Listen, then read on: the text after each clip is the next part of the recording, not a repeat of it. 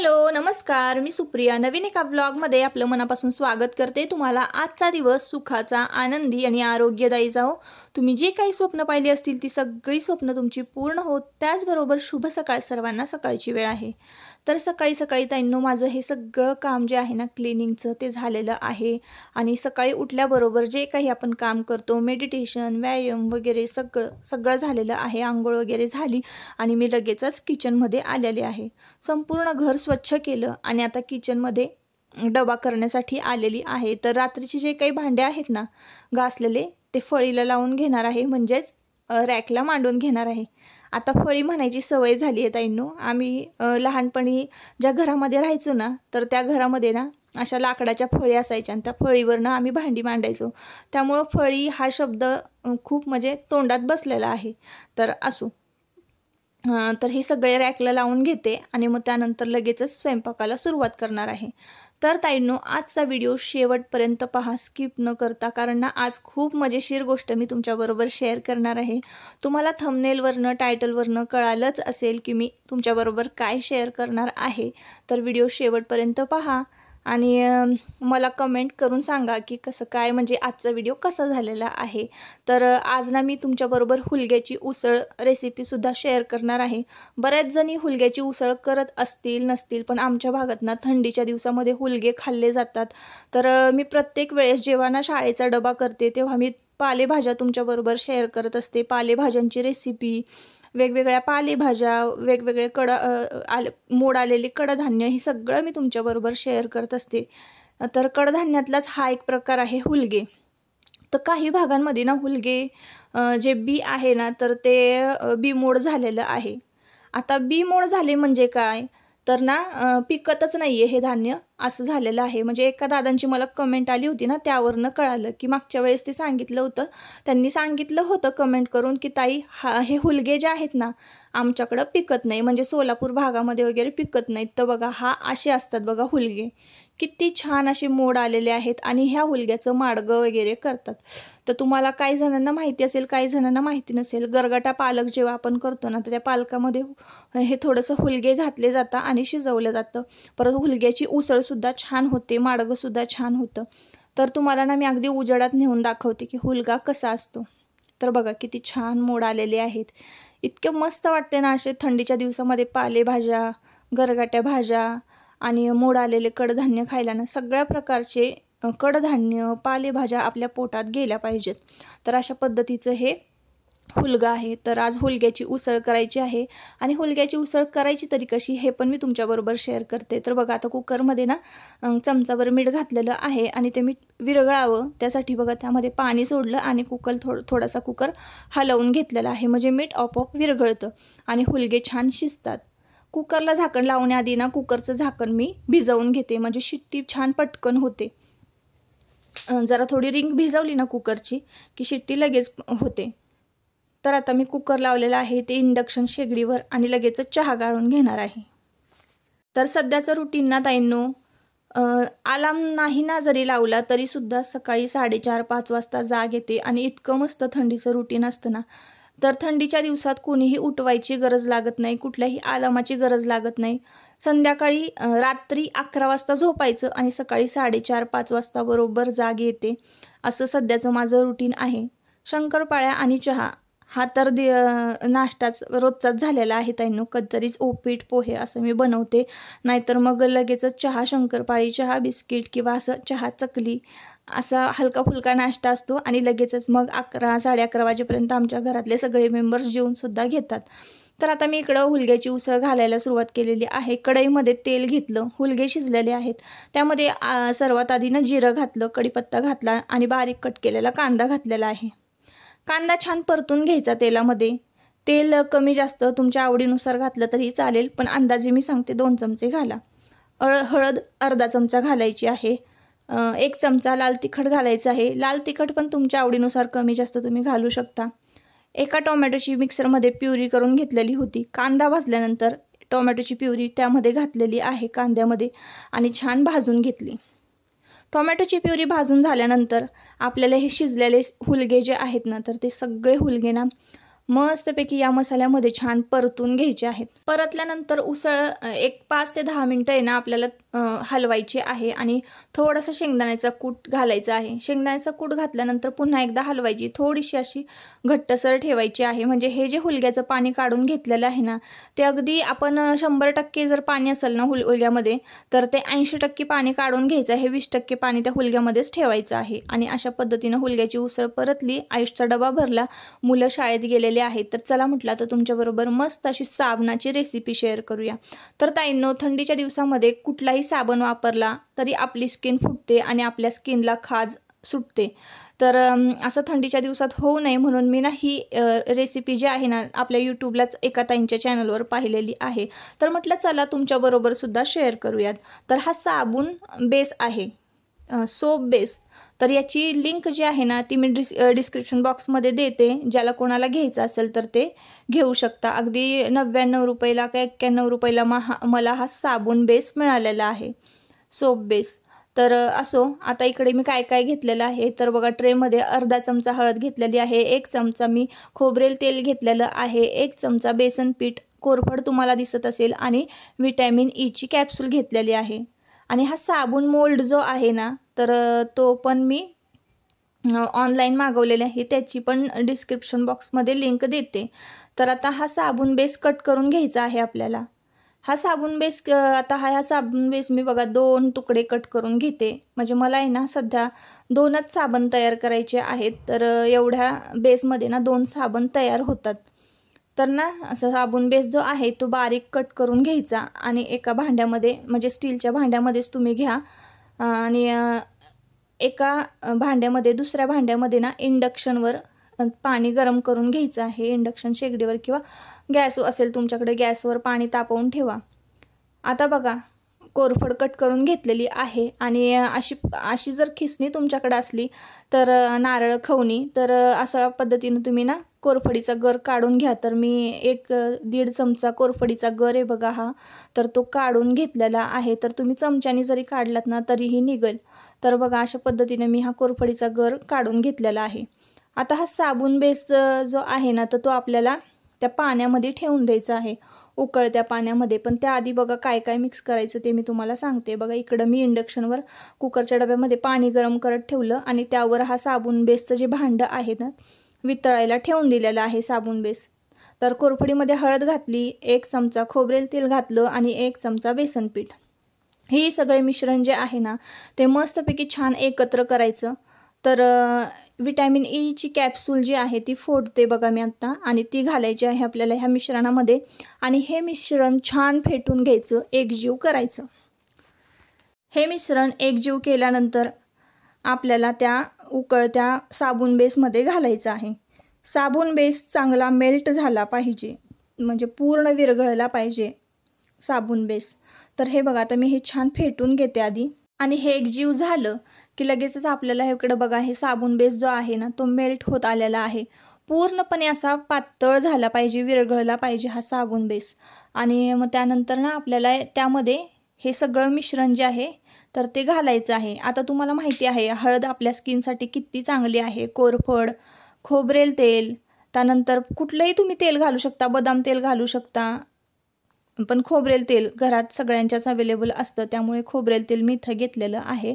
तर बेसन पीठ, खोबरेल तेल, त्यानंतर कोरफडीचा गर, हळद आणि विटॅमिन ई कॅप्सूल जे आहे ती प्रत्येकाकडे असतेच। तर एवढं सगळं बघा ह्याच्यामध्ये आहे आणि घरच्या घरी इतका भारी आणि इतका मस्त साबण तयार होतो ना ताईंनो, तुम्ही नक्की तयार करून बघा एकदा तर। आणि हा मी वापरून सुद्धा पाहिलेला आहे, तर खूप छान याचा रिझल्ट आहे। तर जे आपण बघतो, तर जे काही चांगलं आहे, जे आपल्याला त्या वस्तूंचा चांगला अनुभव आलेला आहे ते का नाही तुमच्याबरोबर शेअर करायचं। तर म्हटलं चला शेअर करूयात। तर बघा, इकडे बरोबर 2च साबण झाले असते, पण मी तिसऱ्या पण मोल्डमध्ये हे सगळं मिश्रण ओतून दिलेलं होतं। तर पहिल्यांदाच मी सुद्धा हा साबण तयार करते त्यामुळं। तर हे जे मिश्रण आपण तयार केलेलं होतं साबण बेसमध्ये घालण्यासाठी, तर तेच मिश्रण ना थोडंसं राहिलं होतं ना, तेच बघा मी फेसला लावलेलं इथं। त्यामध्ये हळद आहे, कोरफड आहे आणि विटॅमिन ई कॅप्सूल घातलेलं आहे। हे सगळं त्वचेसाठी ना खूप चांगलं आहे। तर थोडंसं राहिलं होतं ना, ते फेस पॅक म्हणून मी यूज केलेलं आहे। तर आत्ता बघा एक 10 मिनिटं झाली असतील, वाळत आलेलं आहे. त्यामध्ये बेसन पीठ सुद्धा आहे.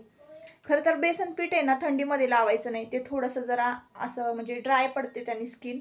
मुलतण माती आणि बेसन पीठ जे आहे ना ते थंडीमध्ये कधीच यूज करू नका, कारण त्याने थोडीशी ड्राय पडते स्किन. पण ते साबणामध्ये ॲड केलेलं आहे. हा जो व्हिडिओ आहे, हे जी साबणाची रेसिपी आहे, तर ती ना मी एका व्हिडिओमध्ये पाहिलेली आहे यूट्यूबला, आणि ती मला आवडली म्हणून मी तुमच्याबरोबर शेअर केली. तर बघूयात आता थोड्या वेळाने साबण सेट करायला ठेवलेला आहे. तर तो साबण कसा होतोय, काय होतोय, जर त्याचा छान फेस झाला किंवा ते खरंच मला सूट झाला तर नक्की तुम्ही सुद्धा करून बघा. तर असं आता दुपारची वेळ झालेली, तुमच्याबरोबर हुलग्याची सुद्धा रेसिपी शेअर केली.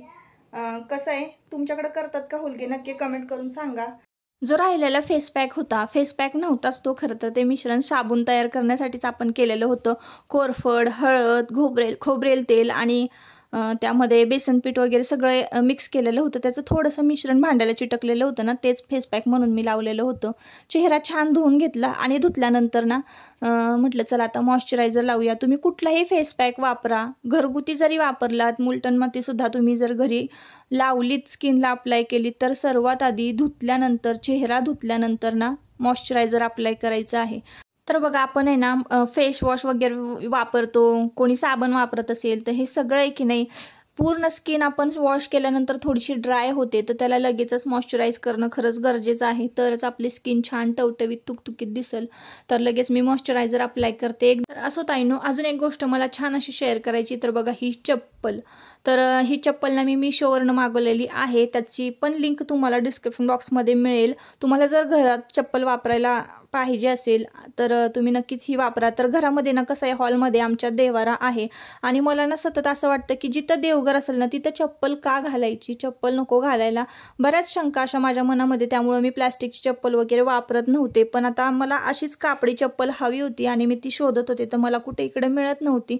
त्यामुळे मी ही ऑनलाईन मागवलेली होती. इतकी छान ना ताईंनो, जणू की आपण म्हणजे कापडच पायामध्ये घातलेलं आहे, सॉक्स वगैरे घातलेले आहे असंच आपल्याला वाटतं. तर त्यामुळे ही चप्पल पण मला खूप आवडली म्हणून मी तुमच्याबरोबर शेअर केली. तू तर खूप चांगली दिसतीये. हो हो, कशी दिसतीये? चांगली, छान दिसते. वास घेतोय? कसा वास येतोय? चांगलं. मी तुझा पप्पे घेऊ? घे ना. नाही घाण होईल. नाही घाण होत. माझा फेस कसा घाण होईल? बाळाच्या पप्पीने आईचा फेस घाण होतो का? कधी नाही होत पिल्लू. तर ताईंनो, इथं संध्याकाळची वेळ झालेली होती आणि सगळीच कामं झालेली होती घरातली. काय करायचं मग बसण्यापेक्षा म्हटलं चला काहीतरी काम करूच या. तर इथं ना मला किचनची बरेच दिवस झाली ना खिडकी धुवायची होती आणि इतकी चिवट आणि चिकट झालेली नाही ताईंनो, इतकी तेलकट झालेली आहे. मला तर आयुषचे पप्पा ओरडत होते, कशाला तू हे संध्याकाळचं काय पण करत बसतेस आणि घासत बसतेस, उद्या सकाळी धु. पण मी म्हटलं आहे वेळ तर कशाला वायाला घालवायचा, आणि खिडकी काय पटपट घासली आणि पुसून घेतली की लगेचच ते काम पूर्ण होतं. म्हणून मी लगेचच ही खिडकी घासायला घेतली. तर किचनमध्ये तुमच्या पण अशीच जर खिडकी असेल आणि तुम्हाला जर वॉश करायची असेल ना, तर मी करते तशाच पद्धतीनं ताईंनो तुम्ही वॉश करा. कारण मी सांगते तुम्हाला, मला एक म्हणजे मागे ना ही खिडकी खूप चिकट आणि चिवट झालेली होती आणि मला एकाने असं सांगितलं की ह्या खिडकीला ना चांगली ब्रशने घास, तारेच्या घासणीने घास आणि मग आणि चांगली धुवून काढ. तर मी तसंच केलेलं होतं ताईंनो. आणि त्यानंतर ना मग जी काही जाळी वगैरे होती, जी की लोखंडाची होती ना, ती पूर्णपणे गंजून गेलेली होती आणि खिडकीचे काही पार्ट जे आहेत ना ते पण पूर्णपणे गंजून गेलेले होते आणि खिडकी इतकी खराब झाली की ती चेंज करावी लागली. तर तसं काही करू नका, मला अनुभव आलेला आहे. म्हणून जे कोणी काही सांगतं ना, तर त्याआधी ना आपण थोडासा विचार करायचा आणि मगच अशा गोष्टी करायच्या. तर मला लगेचच कळालं की ही खिडकी कशी साफ करायची. तर ना कितीही ताईंनो चिकट आणि चिवट झालेली असेल ना, थोडंसं लिक्विड घ्यायचं, विम लिक्विड, आणि तारेची घासणी घ्यायची आणि डीप करायची. जास्तही ओली नाही करायची. खसखस ना जी म्हणजे काच आहे खिडकीची तर ती घासून काढायची, इतकी स्वच्छ निघते ना ताईंनो. पाणी वगैरे मारायची काहीच गरज नाही.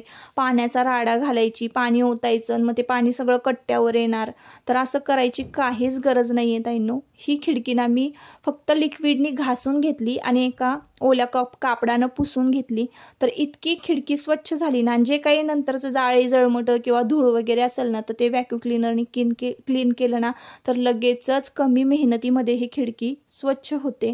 तर असंच कमी मेहनतीमध्ये मी ही सगळी खिडकी जी आहे ती स्वच्छ केली. अशाच पद्धतीने जर तुमच्या किचनच्या खिडक्या जर असतील तर अशाच पद्धतीने स्वच्छ करा. अजिबात मगाने पाणी वगैरे मारू नका किंवा जास्त ओली करू नका खिडकी. संपूर्ण खिडकी धुवत बसू नका. तर ही खिडकी बघा मी किती छान चकचकीत केलेली आहे. तर संपूर्ण खिडकी ना माझी मस्तपैकी छान क्लीन झालेली आहे. मागे पुढे करून आतमध्ये हात घालून दोन्ही बाजूंनी मी ती खिडकी ना स्वच्छ पुसून काढलेली आहे. वरचा जो पार्ट आहे तो सुद्धा पुसून काढलेला आहे. संपूर्ण खिडकी कानाकोपऱ्यातून अगदी स्वच्छ केलेली आहे. संपूर्ण टाईल्स जी आहे ती पुसून घेतली आणि आजूबाजू जे काय होतं ते पण पुसून घेतलं. तर भरपूर दिवाळीमध्ये दिवाळी तळलेली होती, त्यामुळं भरपूर घाण झालेली होती ताईंनो. इतकी चिवट चिकट झालेली होती ना, खूप चिवट चिकट झाली होती. तर ती मस्त एकदम चकचकीत झालेली आहे. तर चला म्हटलं आता कट्टा वगैरे आवरून घेऊया. तर अगदीच मला ना खिडकी साफ करायला अर्धा तास लागलेला आहे. अर्धा तास 20 मिनटं लागले. तर किचन कट्ट्यावरचे जे टॉवेल आहेत ना ते सुद्धा मी गरम पाण्यामध्ये भिजत घातलेले होते पावडर टाकून. आणि चला म्हटलं आता हे टॉवेलसुद्धा आपण स्वच्छ धुवून घेऊया. त्याआधी मी तुम्हाला कट्टा दाखवते आणि खिडकीसुद्धा दाखवते की कशी क्लीन झालेली आहे. तर हे ॲप्रॉन आहे.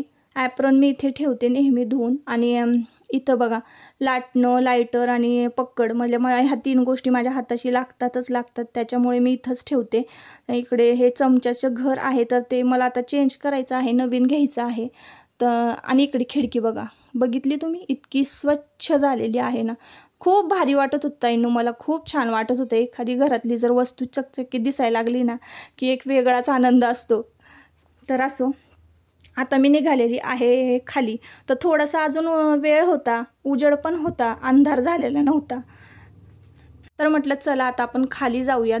तर 5:45 वाजलेले होते आणि थोडासा उजेड होता. तर दादा इकडे तुमचे बघा धूप फिरवते सगळ्या घरामध्ये. घर संपूर्ण स्वच्छ आवरलेलं होतं ना, त्यामुळं सगळीकडे धूप फिरवायचं ते काम करत होते. संध्याकाळच्या वेळेला मच्छर वगैरे येतात ना त्यामुळं. तर म्हटलं आता बसून तरी काय करून, टी व्ही वगैरे मी बघत नाही, मला काही एवढी आवड नाही. तर त्याच्यामुळं म्हटलं चला आता आपण बाहेर पडूयात. तर खाली ना बागेमध्ये छान मोकळ्या वातावरणामध्ये ना बसता येतं आणि कपडे धुता येतं. तर खाली आलेले आहे आणि स्वच्छ आता हे घमायला धुवून घेते.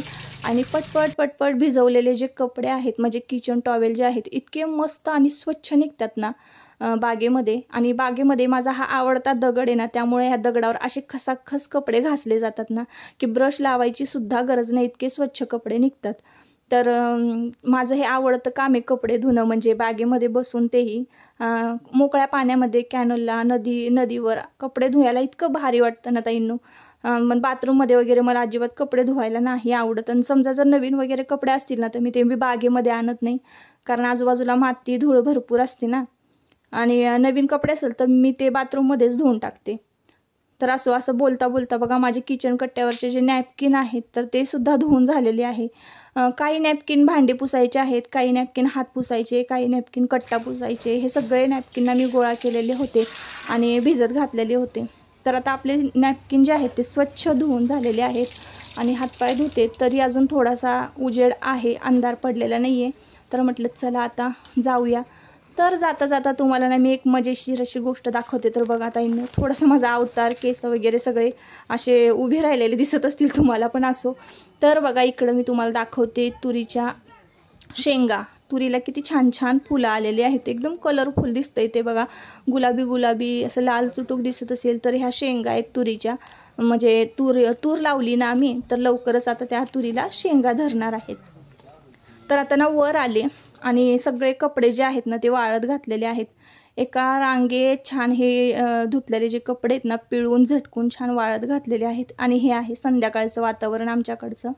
तर असो ताईंनो, असा होता आजचा व्हिडिओ. आजच्या व्हिडिओचा मी इथंच शेवट करते. तर तुम्हाला मी साबण दाखवते. हे बघा असा तयार झालेला आहे आपला साबण. हाच साबण मी 2 तास फ्रीजमध्ये सेट करण्यासाठी ठेवला होता. तर तुम्हाला जर व्हिडिओ आवडला असेल ना तर नक्की आपल्या चॅनलला सबस्क्राईब करा आणि व्हिडिओला लाईक करा. परत पुन्हा भेटूया नवीन एका व्हिडिओमध्ये. तोपर्यंत स्वतःची काळजी घ्या आणि मजेत राहा. तर हा साबण 2 तास फ्रीजमध्ये सेट करण्यासाठी ठेवला होता. तुम्हाला जर हवा असेल तर, फ्रीज नसेल तुमच्याकडे तर तुम्ही रात्रभर हा साबण असाच मोल्डमध्ये सेट करण्यासाठी ठेवू शकता. तर असो, बाय बाय.